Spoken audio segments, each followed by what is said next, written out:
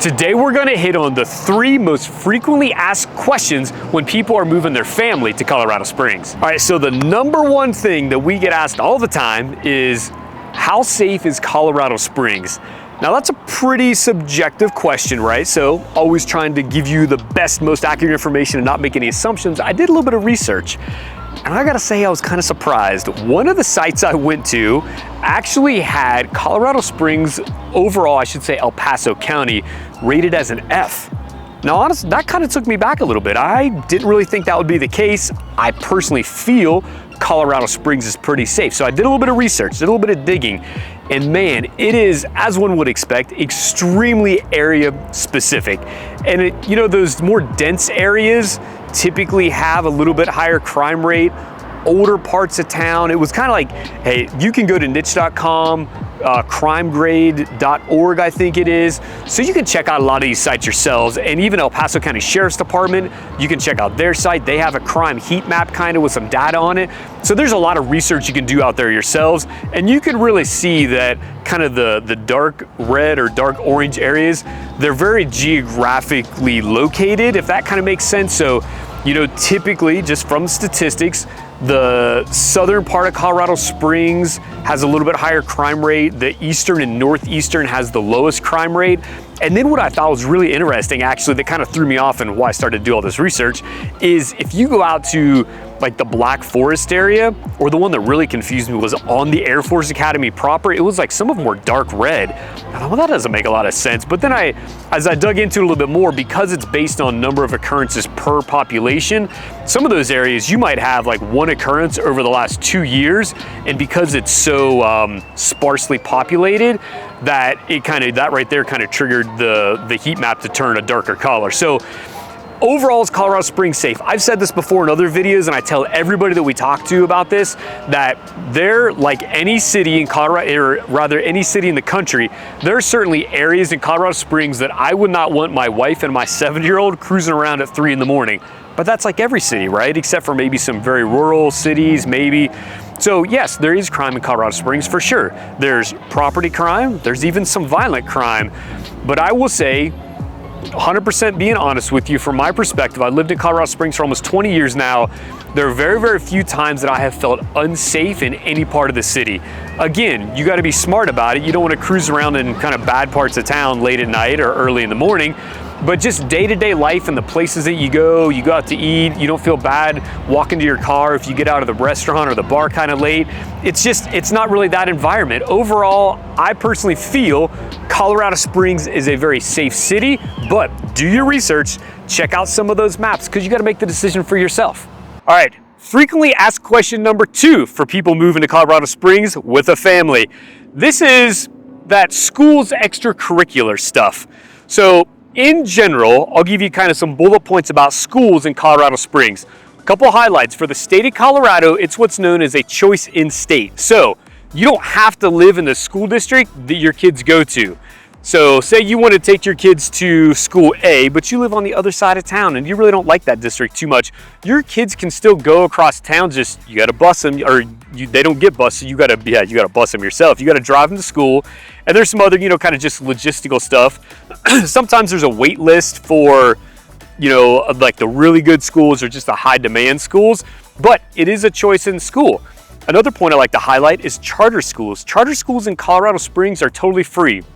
There's probably 2 or 3 really, I would say, locally well-known charter schools. There's the Classical Academy, TCA, and there's James Irwin.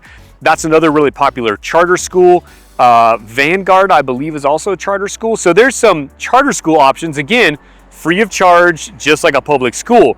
And then when we talk about public school districts, there's really, you'll do your own research, obviously, niche.com, greaterschools.org, all that stuff. But if you really kind of look at it, there's 3 school districts that always kind of float to the top.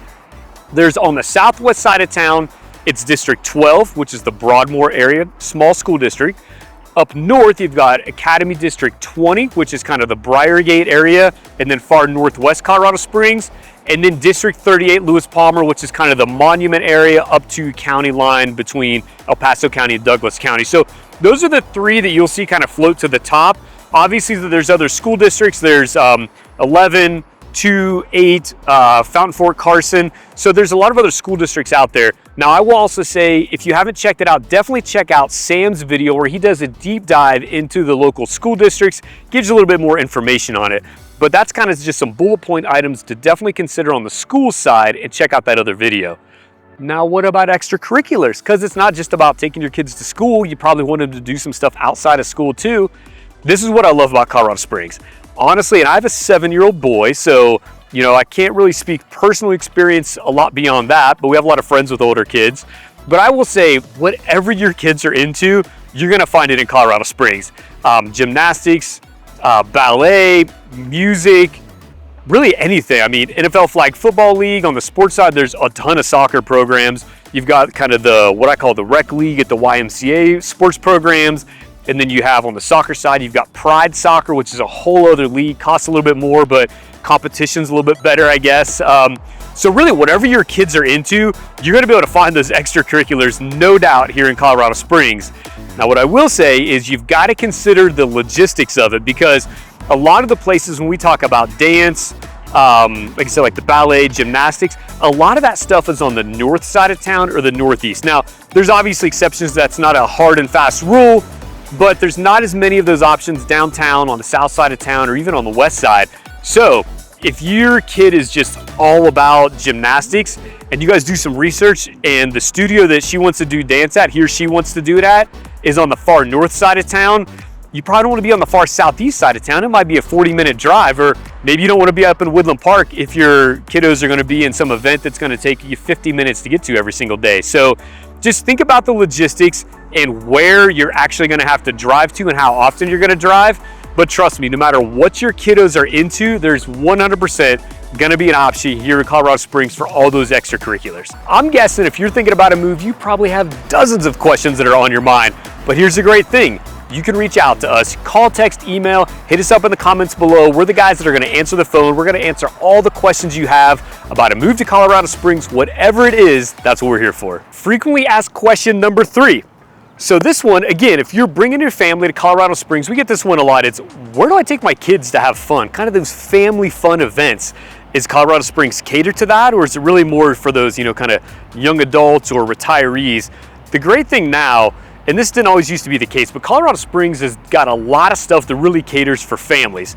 And again, I'm a father of one, like I said, 7-year-old boy, so we're always out and about doing stuff, and this is where I think it's really age dependent. If you have little tiny toddlers, maybe you don't want to carry them around in your backpack while you're hiking through Garden of the Gods all the time. Maybe you do. That's awesome if you do.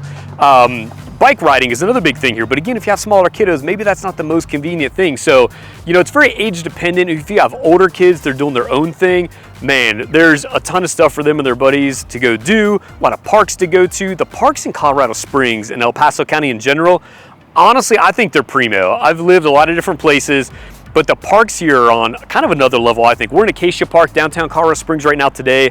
There's a big play area for small kids over here. There's a splash pad. All the parks around town are really designed where they have a lot of, you know, grass open space if you want to throw the frisbee, throw the football around. Most of them have a nice playground as well. So if you just kind of want to hang out, maybe read a book while the kiddos play, definitely cater to that as well.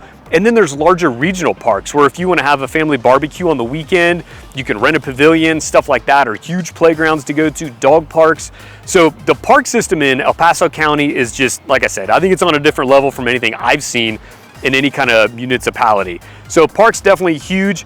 The other thing that's really changed, I would say in the last probably 3 or 4 years, is just kind of those, I guess, entertainment businesses. And I'm going to list off a few. So and a lot of these are on the north end of town. So also, as you're kind of researching the Springs in general, think about what it is you do a lot with your family, and how much do you care about how close you are to these things. So because there's so much growth on the north end of town, a lot of these things are up there. But there's Overdrive, which is an indoor go-kart, 2-story go-kart race facility. So that's super duper cool. There's also Dart Wars up there, which, as you can probably figure out from the name, it's like Nerf gun style battles that you do. There's a laser tag place up there with a bowling alley. There's stuff mixed throughout town as well, kind of those tried and true classics. There's mini golf all over town. There's a super cool one on North Academy, has a huge gorilla out front. Lost Island, that's a little plug for Lost Island. That place is super cool. So there's mini golf, Sky Zone, like it's an indoor trampoline facility, if you will. So there's a ton of stuff, really no matter what age your kids are. So whether they're little toddlers and they need to go kind of bounce on a trampoline for a little bit in a controlled environment, or they're teenagers and they just want to go throw the football or play some ultimate frisbee, whatever it might be, there's a ton of stuff outdoors to do, but just know it's not just the outdoor stuff. There's also stuff to do at a lot of the new places in town. Like I said, it wasn't like that a few years ago, so the Springs is definitely making it even easier to have stuff to do for all that family fun. If that's been helpful for you guys, hopefully it has, like I said, reach out to us, hit us up. We're gonna answer all your questions for you. But hopefully it's been beneficial for the 3 top frequently asked questions that we get for people moving a family to Colorado Springs.